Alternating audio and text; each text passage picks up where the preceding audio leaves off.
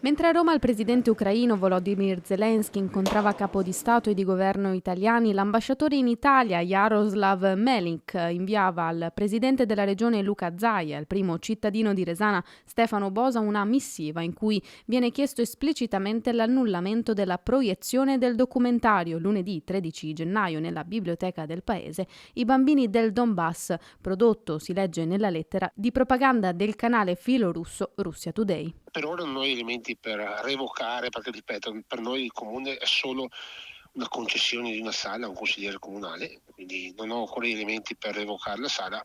Lo dico sinceramente, se potessi revocarla, se ho gli elementi per revocarla, la revoco subito, perché Mazzorato, il consigliere Mazzorato, come sappiamo, ha le sue idee con quel gruppetto che lo segue. Ferma la posizione del sindaco Bosa. Non vedo nulla di pericoloso almeno rispetto a quanto mi ha detto lo stesso Mazzorato, perché effettivamente io l'ho avvisato che ha la responsabilità di cosa viene detto e cosa viene fatto in quella sala, visto che sono state avvisate anche le forze dell'ordine, quindi avrà la sua responsabilità chi la presente. Ed è proprio il primo cittadino a rispondere all'ambasciatore spiegando la situazione e ribadendo la sua posizione in attesa di capire se la disponibilità della sala del centro culturale può essere revocata. È una sala utilizzata ai fini politici da parte di un gruppo politico che fa parte dell'opposizione, in questo caso amministrazione comunale di Resana, ma fa parte quindi del Consiglio Comunale di Resana. Il sindaco ovvio non può rifiutarsi di dare la stanza, dopo chi vuole partecipare parteciperà, chi no, libertà a chiunque o no.